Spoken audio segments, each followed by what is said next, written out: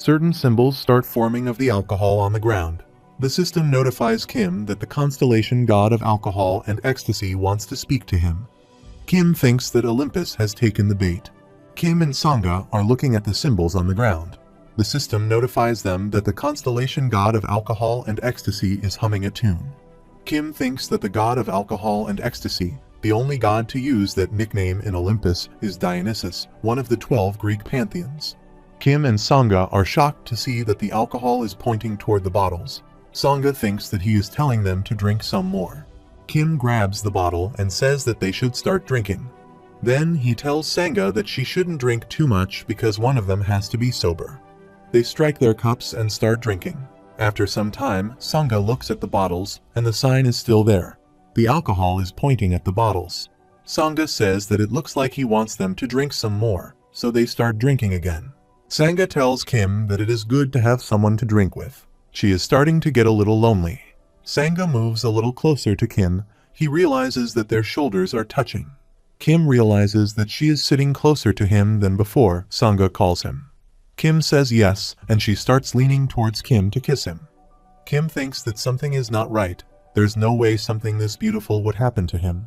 At the same time, the system notifies Kim that the personal skill fourth wall has made him a little sober. Kim sees that he is indeed about to kiss Sangha. Kim grabs Sangha by her shoulders and starts shaking her. He tells her to get a hold of herself. He thinks that he is right. Something like this would never happen to him, and there's no way someone as thorough as Sangha would do something like that. Sangha comes to her senses and starts blushing. She asks what she was doing just now. Kim asks her why don't they stop playing and start discussing things. The alcohol starts flowing again and something is written on the ground. The system notifies that the personal skill Otherworld Interpreter Level 2 has been activated. Kim can now easily read the writing of alcohol on the ground. It says that he spoiled all the fun. Suddenly, there are clouds in the sky, and lightning appears in the sky. Kim thinks that the Great Hall has started reacting. The god of the other world must have sensed Dionysus' presence. It may just be letters, but he addressed them directly. His guess is that it is because he's one of the 12 gods of Olympus. Only the top constellations can directly communicate with this world without using an incarnation or the Dakibai as a medium. It is quite taxing on plausibility too. That's why most constellations deliver their message through indirect means. Kim starts speaking and asks if he is that confident, then why doesn't he appear before them? The alcohol symbols change on the ground, and it says that he hates those damned tentacles. Kim thinks that he won't admit that he is not powerful enough to fight them. Sangha starts reading the writing too. It says he can't be bothered to fight them, and they will all be dead if he comes there. Kim thinks that it is true that Seoul will be in ruins when someone on his level makes an appearance. The writing changes shape again. Now it says that is how his father killed his mother. Sangha asks what he means by that. Kim replies that he must be referring to the legend behind his birth. From what he knows, Dionysus was born between Zeus and Princess Semele of Thebes. Hera was jealous of Zeus and Semele, so she disguised herself as Semele's nanny and told her the following. Zeus might be an imposter, so she should ask him to show her what he looks like in Olympus. Having fallen for Hera's trick, Semele asks Zeus to show his true self, and she gets burned to death by the rays of light emitted by Zeus's true form. Sangha says that is a little different from what she knows. She tells Kim that his mother isn't the princess of Thebes from what she has heard. Kim thinks that he knew Sangha was smart, but she is so well read too, as she said there are two legends behind Dionysus's birth. One is where his mother is the Princess Semele of Thebes, and the other is the version in which his mother is Persephone, wife of Hades. The symbols change their shape again, and it says that they know quite a lot about him. Kim says that he is curious about which one of the two is the true story, and Dionysus asks if it is that important to him. Kim says that it is, and he needs the story to be the latter version. Kim thinks that the reason he went along with Yuiwen and started a party was so he could lure out Dionysus. He thinks that if Dionysus is indeed the son of Persephone, then it is highly possible that he is able to communicate with Persephone, wife of Hades. The alcohol changes shape again. Dionysus calls Kim an insolent human and says that he likes rude humans. Kim thinks that he knows of someone who is as reckless as him, and he was very good with the lyre, but things didn't end well for him either. Kim says that it will be different for him. Dionysus tells Kim that he can open the gates of the underworld for him. The father of the rich knight doesn't like him, but the goddess of the underworld will grant his request. He tells Kim that it is very dangerous there, and he can't guarantee that he will make it back alive. Kim says that it is fine by him. The alcohol changes shape again, and Dionysus says that is good. He also likes desperate humans. He tells Kim to remember he will only have 12 hours. If he doesn't return by then, he will never be able to go to the scenario in which he resides. Suddenly, Kim starts feeling sleepy. He thinks so this is why he wanted to get them a drunk. He starts falling on the ground and tells Sangha to wake up the others. Kim is passed out as Sangha starts running towards Kim. The system notifies that a new hidden scenario has arrived, and the constellation god of alcohol and ecstasy is guiding Kim's soul. Dionysus says that he hopes that father of the rich knight takes a liking to him. The system notifies Kim that his consciousness has been freed from the confines of his body due to death. A voice asks who that is, and another says that it is interesting that a spirit of an incarnation has entered the realm of the constellations. Another says that he will regret it. Kim thinks that they are too loud and wonders if they could be from Olympus. The system notifies Kim that the personal skill fourth wall has been activated in full force. Kim is unconscious and is wearing different clothes. The system notifies Kim that he has entered the underworld as the spirit of a living man. Kim wakes up and thinks that his head hurts. The system notifies that the judge of the underworld has noticed his presence. Kim thinks that it is hard getting up since his body feels too heavy. He thinks that this must be the river of the underworld that Hades rules over Akron. He thinks that Charon, the boatman of the underworld, must be waiting for him. At the same time, someone throws mud at Kim's face and tells him to get up. Another person asks if he is new here because he has never seen him around before. A muscular person grabs Kim by the collar and says he doesn't seem to be injured or anything. He tells the others to search him. He could have brought something with him. The person tells the muscular man to be careful. Seeing how he ended up here, he could be pretty dangerous, and he asks whether he heard about the lunatic who passed through a few days ago. The person replies that he was just one in a million. Kim sees that everyone is working there. He thinks that seeing how this place is full of souls, this place is just the underworld. Kim asks what they are doing here. Everyone is doing construction there. The muscular man asks Kim if he is ignoring him. Kim grabs his hand and throws him on the ground. He is lying on the ground holding his hand and asks how he is so strong. Kim is checking his scenario window.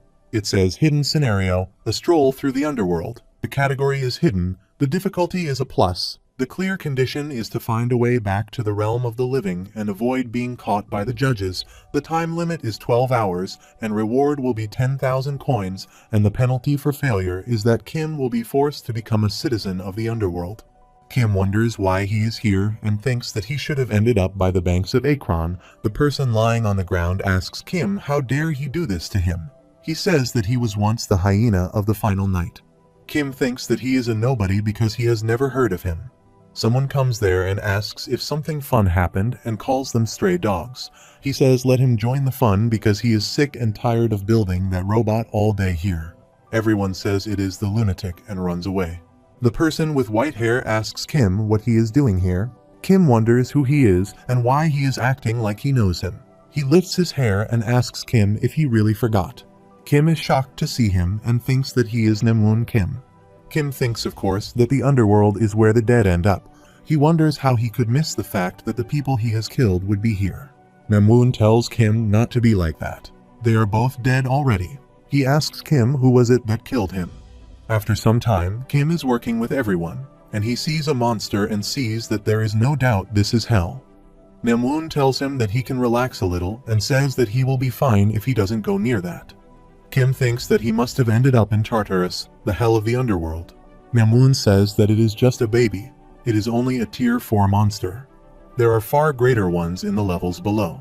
Namun starts laughing and asks how it feels to have ended up in hell. Kim thinks that he is laughing in this situation. Kim asks if there is someone else down here besides him, and Namun says there's him. Kim says he is not talking about himself. Kim says that he has been looking around, but he doesn't see a single person he recognizes like Myung, the catastrophe of questions, or Minu Song, the humanoid demon. Namun says that he doesn't know. He is the only one from the subway who ended up here. Kim thinks that Hades' underworld is just one of many afterlives, so they must be in the other ones. Kim asks Namwoon if he has seen a young woman who passed by recently. He asks a young woman, and Kim says that she has white hair and a ponytail and is quite pretty. Namwoon says that he gets it now. He asks Kim if he died trying to save a girl, and Kim is angry at him. Namwoon says that is the problem with his generation. They think love is something great enough to die for when that is so old-fashioned. Kim asks him again if he has seen her or not, and he just answers him. Namwoon replies that he hasn't, and that it is too bad he didn't get to see his girlfriend. Kim thinks that he guessed Shin's spirit didn't come here. She may not have crossed Akron just yet, but since her spirit is from a different world, she will be exiled out of this world in due time, and he must find her spirit before that happens. Kim asks Namwoon what he is doing here, and he says building that thing, of course, and now Kim will join him. He points in that direction and asks Kim if he sees the thing that looks like a robot. Kim thinks that it is a Titan soldier. Hades must be preparing for Gigantomachia already. Kim thinks that Hades must be different from other Olympian gods who just sit around doing nothing. Namwoon grabs Kim's hand and tells him to come this way. The overseers are coming. Kim looks that two monsters with sharp teeth are there. Namwoon says there's a place he has been working at. He tells Kim to go there and pretend to be hammering something. He needs to be working extra hard if he is new here. After some time, the overseers are roaming around checking the progress of work. Namwoon tells Kim that they have come, so pick up the hammer. Kim is looking at Namwoon and asks why he is looking at him like that. Kim didn't let anything come to mind when he saw him. Namwoon has an evil grin on his face and asks Kim if he is scared of him and worried that he might try to get revenge on him. Kim is nervous and thinks that he is much more of a psychopath than you in the novel, so of course he is scared. Namwoon tells him that there's no need for that since they are both dead, and he has changed a lot since he got here and did a lot of self-reflection too. Kim looks at him in disbelief. The system notifies Kim that he is telling the truth. Namwoon asks why he doesn't believe him. He has done his best to atone for the sins he committed, and he is even grateful that Kim killed him. Kim asks why it is that. Namwoon tells him that they feed them on time, give a roof over their head, don't send anyone to school, and his parents are not here to nag at him. It is a little hot, but this place is the best, and he gets to build miniature robots when he is bored. Kim thinks that the Titan soldiers are robots, but he doesn't know that he's playing with the metal ore of the underworld. Namwoon tells Kim that it is all thanks to him, and he is indeed grateful. Kim thinks that he has a few screws loose, and the system notifies that character Namwoon has taken a liking to him. Suddenly, there is an announcement to all the slaves on the first floor. The overseers are standing on a stage, and they tell everyone that they will be conducting a random inspection. Namwoon tells Kim that they inspect them all the time because they have got nothing better to do.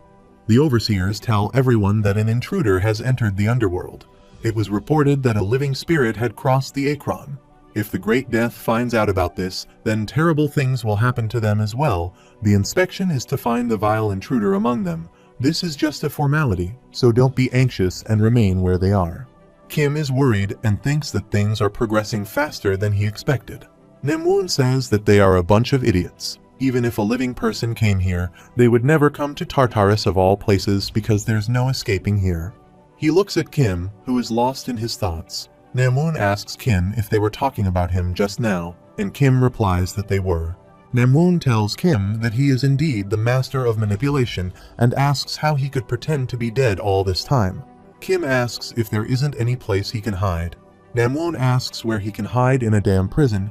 He tells Kim to go hide in that robot if he is that desperate.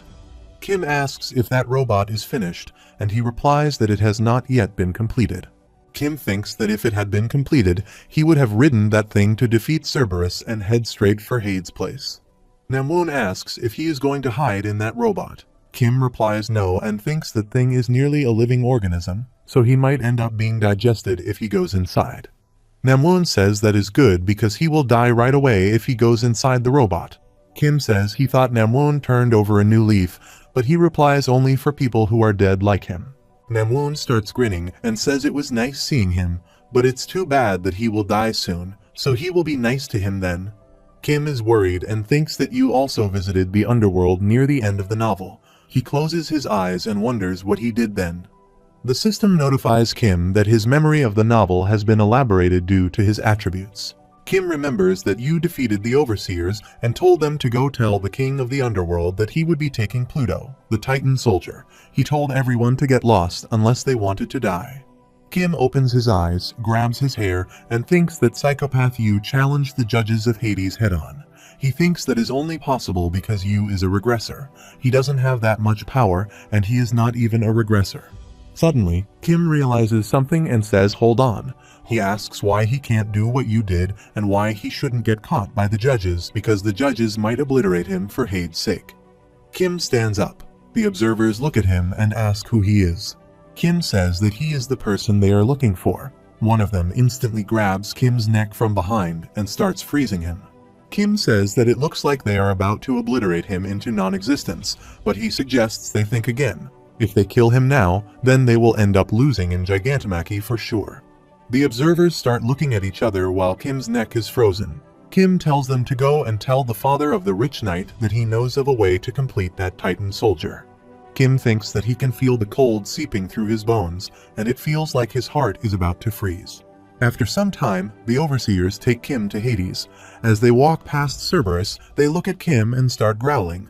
Kim looks back at Nemun and tells him to have fun in hell. He is shocked to see Kim leave.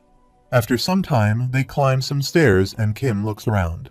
The Overseers tell Kim that he will get lost if he's not careful. Kim messages Bihyung and asks if he is there. A Docubai replies that he is. Kim recognizes the voice and says that it is not Bihyung and asks if he is a new Docubai. He replies, "Hello sir, he is Yonggi, a low-grade Docubai." Yonggi tells him that Bihyung is off tending to business at the administration, so he is here to fill in. Kim asks if he is not going to do his job, and he says sorry. Kim tells him that the scenario has been updated and asks why he isn't keeping him updated. Yonggi asks Kim how one updates a scenario. Kim is disappointed to hear that and asks what kind of a Docubai asks Incarnation that question. Yonggi tells him that Bihyung told him to ask him if he comes across anything he doesn't know. Kim grabs his head and wonders what Bihyung has gotten him into. Yonggi tells Kim to hold on, and he will go and ask another Docubai. Yonggi says that he is sorry to ask Kim about this, but could he display his message backlog? He tells Kim that this is his first time working as a dispatcher. Suddenly, Kim starts receiving a lot of messages. He looks at the screen and sees that Dionysus is overjoyed by his suffering. The Constellation prisoner of the Golden Headband is excited by his adventure. The daimonic judge of fire is praying that he may come back to his comrades safely, and the secretive plotter is curious to find how he'll escape. The system notifies Kim that he has been gifted 12,000 coins. Kim wonders if he got 12,000 coins just for showing them Hades' palace. He says, well, if one thinks about it, he is basically broadcasting private property where cameras aren't allowed. The Overseers tell Kim that they have arrived. There's a large door open in front of Kim. He steps inside and feels a burst of lightning. Kim is surprised to hear a voice. It says, "Interesting. It has been a while since someone set foot in here alive, and he has brought some unwanted guests with him." Kim sees a dining table there and wonders if it is a banquet hall. He can't see clearly because it is too dark, but since they are in Hades' palace and a woman is speaking to him from where the lady of the house is supposed to be seated, suddenly the doors are closed behind Kim and he is startled by it. The voice says that today is going to be a special day and the candles start burning. Kim says that it is an honor to be queen of the darkest spring. Kim remembers that she is the wife of Hades and the queen of the underworld, Persephone. Persephone tells him that he knows her name and he has great manners for an incarnation. Kim says that he is flattered. Persephone says what is more interesting is that he doesn't seem to be shaken despite hearing her true voice. Kim thinks that is true. He doesn't feel anything. He thinks that Persephone is a constellation that is at least above the rank of a fable, and to think that just a few days ago he had trouble hearing using Kim's voice. The system notifies Kim that the personal skill fourth wall has been activated in full force. Kim thinks that he has never seen that before. Maybe it is because he is meeting a being on a whole another level that his subconscious is perceiving this experience as unreal. Persephone tells Kim to sit. Kim sits on a chain across the table from her and asks her a question if she doesn't mind. She tells him to go on. Kim asks if that is her true form, and she replies that of course it is not. This is her symbolic form. A mere human such as himself would not be able to withstand her true form. Kim is looking at her, and she says perhaps Kim is not into older women. Kim says that is not the problem and thinks that she has assumed the form of the old lady he couldn't save in the first scenario. Persephone is smiling and says that if she is making him uncomfortable, then she can assume a different form. Suddenly, Kim is surprised to see that she changed her form, and now she looks like a beautiful young lady wearing a black dress. Kim is shocked to see her as Persephone is smiling. Kim turns his head and looks away. He tells her that the old lady is fine. He wonders if she has to turn into Sanga wearing that dress. She tells Kim that since they don't have much time, let's get straight to business. Kim asks what about the king of the underworld. She says that the king is displeased with his sudden visit today, so she thinks that it is best if he talks to her today. Kim thinks that there's no way one of the three major gods of Olympus would talk to some incarnation. She tells Kim that Dionysus told her everything, but it wouldn't hurt to hear what he wants in his own words. Kim tells Persephone that he wants to revive someone's soul, and he is ready to make any deal. She picks up a knife and a fork and says that they remind her of her past. She starts slicing the meat and tells him that souls don't exist in this world. Kim says that would make Plato and Aristotle turn in their graves. She is about to take a bite of meat and tells Kim that those two wouldn't be in their graves because they became constellations.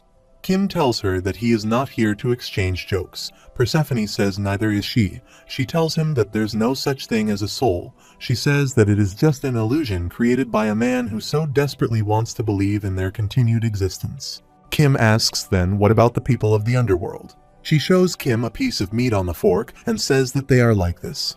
Persephone eats the piece of meat and tells him that it is premium beef.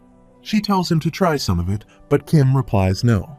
Persephone asks Kim if he is going to decline her offer. Kim says that he is sorry, but he must. Kim thinks that he is sure that it is delicious. TWSA describes how delicious it is over 12 pages, and at the very end, until his current round ends, Yu regrets having eaten the food because whoever eats the food of the underworld can never go back to the world of the living. Persephone smirks and tells Kim that life in the underworld isn't as bad as he thinks. He can visit the living realm freely as long as he has the permission of the king. It would be like being in a private military. Kim tells her that is great, but the time he served in the military was the worst he could ever think about. Persephone is surprised and says that men in his country always say they should have just stayed in the army, so she thought it was a big deal. She must have been mistaken. Kim wonders how a goddess of a foreign country knows so much about Korean men. She tells him that he will be treated better than he could ever imagine. Kim says that the executive officer who wanted him to become a sergeant said something like that too. Persephone says that she bet he didn't offer him a steak. For example, the steak he has before him will immediately make him a sword master. Kim looks at the steak and thinks that one could only become a sword master after years and years of arduous training in the other dimensions. Persephone adds and tells Kim that the past over there will make him an archmage who can reign over the countries. The soup will make him an SSS grade hunter. She asks Kim if he is still not going to eat them. Kim picks up the fork and knife and thinks that if he takes a bite of this steak, he will become even more powerful than you in an instant. Kim starts seeing someone's memories and quickly drops the fork and knife on the table. Persephone tells him that this little piece of meat is what humans believe to be their souls. Kim says that it must be the memories of someone who used to be a sword master. She starts smiling and tells Kim that it is their story and that it is the dish that constellations love the most. Those who devour stories and are story fanatics. Kim is angry and thinks that this is the true nature of the beings they call constellations. Persephone tells Kim that death is like an ending to a story. Just as a slaughtered cow can't be revived, dead people can't come back to life because their story has ended. Kim says that he knows that there are exceptions. Persephone says that it is all lies. There are no exceptions. Kim asks if she can swear on the sticks, and she is surprised to hear that. Kim thinks that the Greek gods swear on the sticks when they make a vow. Even Zeus is not exempt from this rule. Persephone tells him that the soul he is referring to is just a miserable pile of stories, and he replies yes, and that pile of stories is what he wants. Persephone tells him that whoever looks back in the underworld is bound to regret it. She tells him that he needs to learn to cope with something that has already passed by. Kim says my queen time doesn't just move forward. He thinks that she would know that, so she puts down her fork and glares at Kim. Kim thinks that he can feel the chill running all the way through his soul. He asks how she can deny the existence of the soul when he can feel it. Persephone starts laughing and says this is fun. She tells Kim that he is indeed a singularity, as the children of the Olympus told her, and she looks at Kim with her yellow eyes. Kim thinks that her smile has changed, and he could end up dying if he makes the slightest mistake. He tells her that he has seen the Titan soldiers that are being built in Tartarus. If she agrees to make a deal with him, then he could have them built much quicker. Persephone says that she is not interested. It is true that Gigantomachy is important, but they'll have no problem completing the Titan soldiers in time.